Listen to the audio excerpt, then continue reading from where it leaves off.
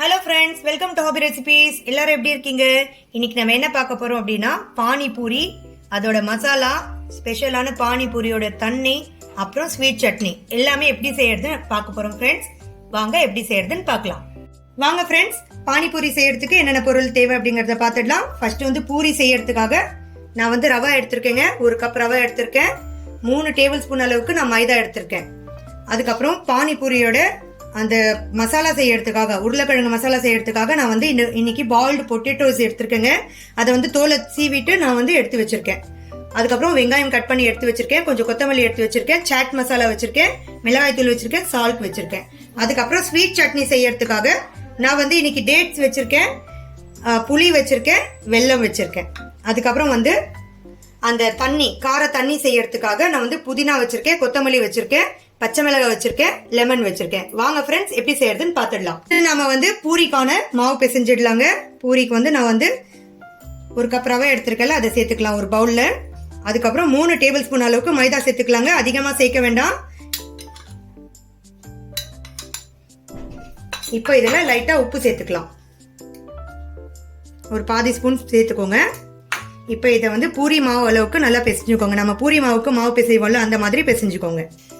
கொஞ்சம் கெட்டியா பிசைஞ்சுக்கோங்க, ரொம்ப தண்ணி ஆக்கிடக்கூடாது. இங்க பாருங்க ஃப்ரெண்ட்ஸ், இந்த அளவுக்கு நல்லா கெட்டியா பிசைஞ்சு வச்சுக்கோங்க. இப்போ இந்த மாவை அப்படியே ஒரு 15 மினிட்ஸ்க்காக அப்படியே க்ளோஸ் பண்ணி வச்சிருங்க ஃப்ரெண்ட்ஸ். அப்பதான் இந்த ரவை இந்த மைதா மாவோட சேர்ந்து நல்லா ஊறி இருக்கும்.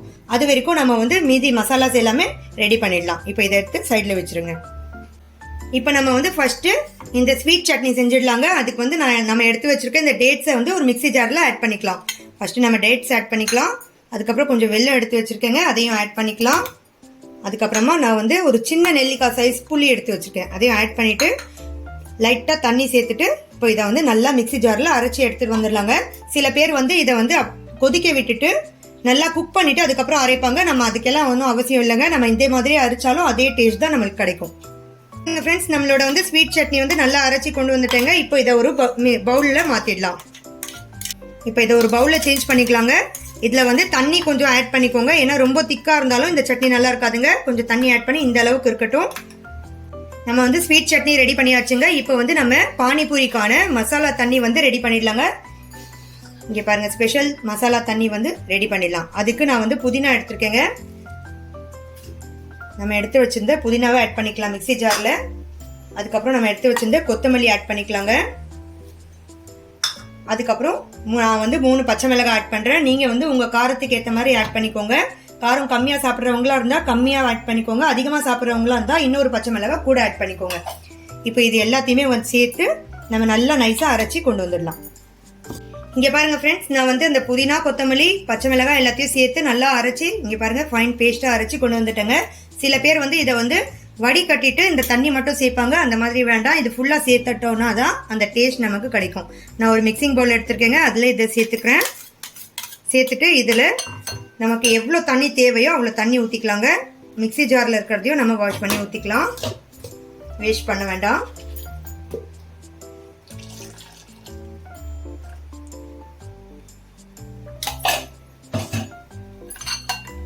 பாருங்க, தண்ணி நான் இந்த பவுல் ஃபுல்லா தண்ணி சேர்த்துக்கிறேன்.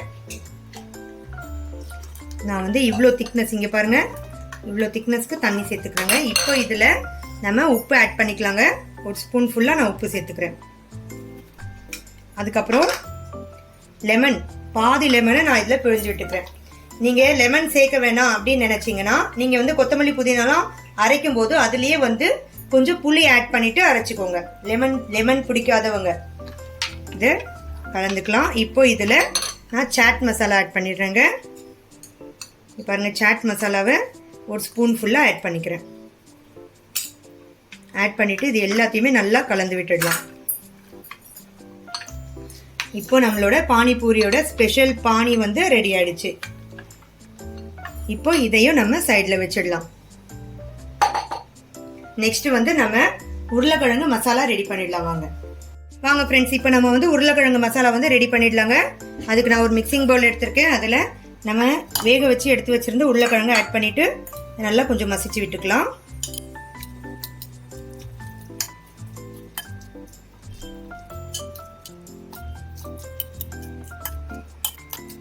உருளைக்கிழங்கு இந்த மாதிரி மசிச்சுக்கிட்டு இப்போ இதில் நம்ம கட் பண்ணி வச்சுருந்த வெங்காயத்தை ஆட் பண்ணிக்கலாங்க. நான் பாதி அளவுக்கு வெங்காயத்தை ஆட் பண்ணிக்கிறேன். வெங்காயத்தை ஆட் பண்ணியாச்சு. இப்போ நம்ம இதில் உப்பு ஆட் பண்ணிக்கலாம். நான் ஒரு 1/2 ஸ்பூன் அளவுக்கு உப்பு ஆட் பண்ணிக்கிறேன். தேவைப்பட்டால் திருப்பி ஆட் பண்ணிக்கலாம். அப்புறம் நான் வந்து மிளகாய்த்தூள் ஆட் பண்ணுறேங்க. மிளகாய்த்தூள் நான் வந்து 1 ஸ்பூன் அளவுக்கு ஆட் பண்ணிக்கிறேன். அப்புறம் சாட் மசாலா எடுத்து வச்சுருக்கேன்ல, அந்த சாட் மசாலா 1 ஸ்பூன் ஆட் பண்ணிக்கிறேன். இந்த சாட் மசாலா வந்து ஆப்ஷனல் தாங்க. உங்களுக்கு விருப்பம் இருந்தால் இதில் ஆட் பண்ணிக்கோங்க, இல்லைனா மிளகாய்த்தூள் உப்பு மட்டுமே சேர்த்து செஞ்சுக்கோங்க. அப்புறம் கொஞ்சம் கொத்தமல்லி வந்து கட் பண்ணி வச்சுருக்கேன், அதையும் ஆட் பண்ணிக்கிறேன். இப்போ இது எல்லாத்தையுமே நல்லா மிக்ஸ் பண்ணிக்கலாம். இதில் சில பேர் வந்து பட்டாணி இல்லைன்னா வந்து அந்த சுண்டல் இதெல்லாம் சேர்ப்பாங்க, அதுவும் சேர்த்துக்கலாம், நம்ம விருப்பம்தான். சேர்த்துக்கிட்டாலும் நல்லாயிருக்கும் டேஸ்ட்டு. பாருங்கள் ஃப்ரெண்ட்ஸ், நம்மளோட உருளைக்கிழங்கு மசாலா சூப்பராக ரெடி ஆகிடுச்சு. பாருங்கள், இங்கே பாருங்கள் ஃப்ரெண்ட்ஸ், நம்மளோட ஸ்பெஷல் பானி வந்து ரெடி ஆகிடுச்சு. அப்புறம் ஸ்வீட் சட்னி ரெடி ஆகிடுச்சு, உருளைக்கிழங்கு மசாலா ரெடி ஆகிடுச்சு. இப்போ நம்ம பூரி வந்து உருட்டிட்டு கட் பண்ணி ஃப்ரை பண்ணிடலாம். பூரியும் ரெடி ஆகிடுச்சுன்னா நம்மளோட பானிபூரி வந்து சூப்பராக ரெடி ஆகிடும். வாங்க ஃப்ரெண்ட்ஸ், இப்போ இந்த மாவை வந்து எடுத்து நல்லா ஒரு 5 நிமிஷத்துக்கு நல்லா இந்த மாதிரி பிசைஞ்சிக்கோங்க ஃப்ரெண்ட்ஸ். அப்போ தான் வந்து இது சாஃப்ட் ஆகும். நம்ம வந்து பூரி கட்டையில் வச்சு கூட நம்ம பிசைஞ்சிக்கலாம். பாருங்கள் ஃப்ரெண்ட்ஸ், நம்ம மிக்ஸ் பண்ணி வச்சுருந்த அந்த மாவு வந்து எவ்வளோ ஸ்மூத்தாக ஆகிடுச்சு பாருங்கள். இப்போ பாருங்கள், பார்த்தாவே உங்களுக்கு தெரியும் நம்ம சப்பாத்தி மாவு பதத்துக்கு இது வந்துடுச்சு. இப்போ இதை வந்து ஒரு 5 நிமிஷத்துக்கு நல்லா நம்ம பூரி கட்டையில் வச்சு கையை வச்சு அழுத்தி நல்லா ஒரு 5 நிமிஷத்துக்கு பிசைஞ்சிக்கோங்க. நம்ம வந்து இந்த பானிபூரி வந்து குழந்தைங்க கேட்டால் நம்ம கடையில் தான் போய் வாங்கி கொடுக்கணுங்கிற அவசியம் இல்லைங்க. நம்ம வீட்லேயே சூப்பராக ஹைஜீனிக்காக செஞ்சு கொடுக்கலாம். இதில் வீட்டில் இருக்கிற பொருளை வச்சு செய்யலாங்க. சாட் மசாலா மட்டும்தான் நம்ம வந்து வெளியிலேருந்து ஆட் பண்ணுறோம். அந்த சாட் மசாலா உங்களுக்கு வேணாம், நீங்கள் அதுவும் வெளியே விற்கிற பொருளை ஆட் பண்ணக்கூடாது அப்படின்னு நினச்சிங்க அப்படின்னா அந்த சாட் மசாலாவுக்கு பதிலாக வந்து நீங்கள் சீரகத்தூள் கொஞ்சம், கரம் மசாலா கொஞ்சம் ஆட் பண்ணிவிட்டு நீங்கள் இந்த தண்ணியை வந்து ரெடி பண்ணிடலாம். எல்லாமே அதில் புதினா, கொத்தமல்லி, பச்சை மிளகாய் தான் ஆட் பண்ணியிருக்கோம். அதோடு சேர்த்து நம்ம சாட் மசாலா ஆட் பண்ணியிருக்கோம். அந்த சாட் மசாலா வேணாம் அப்படின்னு நினைக்கிறவங்க அந்த இது சேர்த்துக்கலாம். சீரகத்தூள் சேர்த்துட்டோன்னா அதே டேஸ்ட் நமக்கு கிடச்சிருவாங்க. அந்த மாதிரி செஞ்சு கூட நீங்கள் கொடுக்கலாம் குழந்தைங்களுக்கு. இங்கே பாருங்கள், குட்டி குட்டியாக பால்ஸ் மாதிரி உருட்டிக்கலாங்க. பால்ஸ் மாதிரி நல்லா இதை வந்து இது பண்ணிவிட்டு மேலே கோட்டிங்க்கு நம்ம மைதா மாவு கொடுத்து இந்த மாவை வந்து உருட்டிக்கலாம். ரொம்ப திக்காகவும் இல்லாமல் தின்னாகவும் இல்லாமல் நம்ம இதை உருட்டிக்க போகிறோம். இங்கே பாருங்கள் ஃப்ரெண்ட்ஸ், நீங்கள் இந்த மாதிரி பூரி கட்டையை வச்சு நல்லா உருட்டிக்கோங்க. லைட்டாக ஒட்டாமல் இருக்கிறதுக்காக லைட்டாக மைதா மாவு வந்து இதுக்கு மேலே கோட் பண்ணிக்கோங்க. பண்ணிவிட்டு திக்காகவும் இல்லாமல் தின்னாகவும் இல்லாமல் நீங்கள் உருட்டிக்கோங்க ஃபஸ்ட்டு.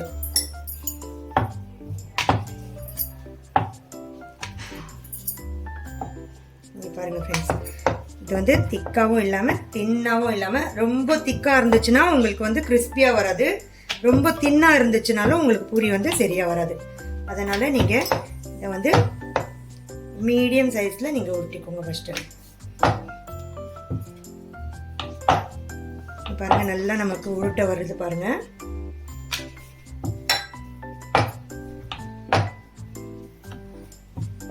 இப்போ இந்த அளவுக்கு நீங்கள் உருட்டிக்கோங்க. இங்கே பாருங்கள், பார்த்தா உங்களுக்கு தெரியும், இந்த அளவுக்கு நீங்கள் இது பண்ணிக்கோங்க. இப்போ இதை ஒரு சின்ன வந்து கிண்ணமோ இல்லை உங்ககிட்ட ஒரு மூடி மாதிரி ஏதாவது இருந்துச்சுன்னா அதை வச்சு இந்த மாதிரி கட் பண்ணிக்கோங்க.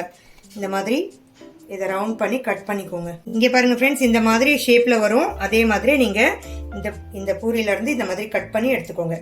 இங்கே பாருங்கள், இந்த மாதிரி வச்சு இதோட சின்னதாக உங்கள்கிட்ட ஏதாவது மூடி இருந்துச்சுனாலும் நீங்கள் அதை வச்சு கட் பண்ணிக்கோங்க.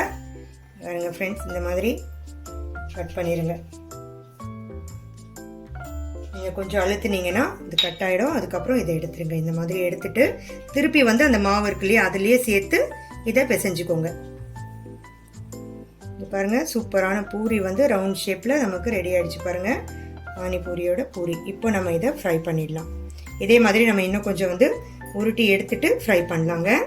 இங்கே பாருங்கள் ஃப்ரெண்ட்ஸ், நான் வந்து இந்த மாதிரி கட் பண்ணி எடுத்துக்கிட்டேங்க ஒவ்வொரு பூரியாக. இப்போ இதை ஃப்ரை பண்ணி எடுத்துடலாம். நான் ஆயில் சூடாகிறதுக்காக வச்சுருக்கேன். இங்கே பாருங்கள், ஆயில் சூடாகிடுச்சுங்க. இப்போ இதை ஒவ்வொன்றா போட்டு ஃப்ரை பண்ணி எடுத்துடலாம். இப்போ நீங்கள் இதை வந்து போட்டுட்டு இந்த மாதிரி ப்ரெஸ் பண்ணி விடுங்க. அப்போ தான் வந்து நல்லா உப்பி வரும். இங்கே பாருங்கள் ஃப்ரெண்ட்ஸ், எவ்வளோ அழகாக உப்பி வருதுன்னு. இங்கே பாருங்கள், எவ்வளோ அழகாக நம்மளோட பூரி வந்து உப்பி வருது பாருங்கள். இப்போ இதை நல்லா ஃப்ரை பண்ணி எடுத்துடணும். இது வந்து ப்ரௌன் ஆன உடனே ஃப்ரை ஆயிடுச்சு அப்படின்னு நினைச்சிடாதீங்க. கிறிஸ்பியா இருக்காது. இது வந்து கொஞ்ச நேரம் அப்படியே விட்டுருங்க ஆயில்ல. இது நல்லா ப்ரௌன் ஆகட்டும். அதுக்கப்புறம் நீங்க வெளியேடுங்க. அதே மாதிரி நம்ம பூரிஸை இன்னும் சேர்த்துடலாங்க. பாருங்க ஃப்ரெண்ட்ஸ், இந்த மாதிரி கொஞ்சம் ப்ரெஸ் பண்ணி விட்டா இது வந்து நல்லா உப்பி வந்துடும்.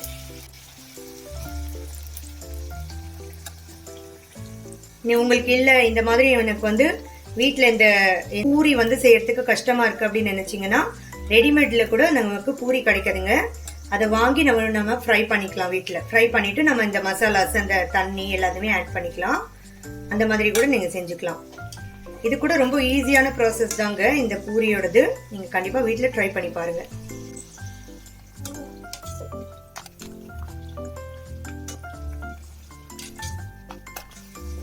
இங்க பாருங்க ஃப்ரெண்ட்ஸ், நம்ம மீடியம் ஃப்ளேம்லயே வச்சு வந்து ஃப்ரை பண்ணிக்கலாம். அப்பதான் வந்து நல்லா கிறிஸ்பியா வரும்.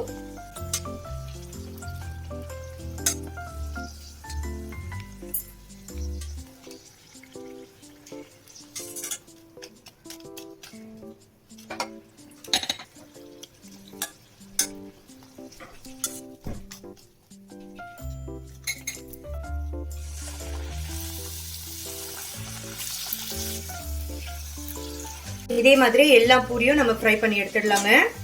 இங்க பாருங்க ஃப்ரெண்ட்ஸ், சூப்பரான பானிபூரி வந்து சூப்பரான டேஸ்டியா ரெடி ஆயிடுச்சுங்க. இங்க பாருங்க நம்மளோட பூரி வந்து சூப்பரா ரெடி ஆயிடுச்சு. இங்க பாருங்க எவ்வளவு கிறிஸ்பியா வந்திருக்கு அப்படின்னு. இப்போ இந்த பூரியில நம்ம உருளைக்கிழங்கு மசாலாவை வச்சிடலாங்க.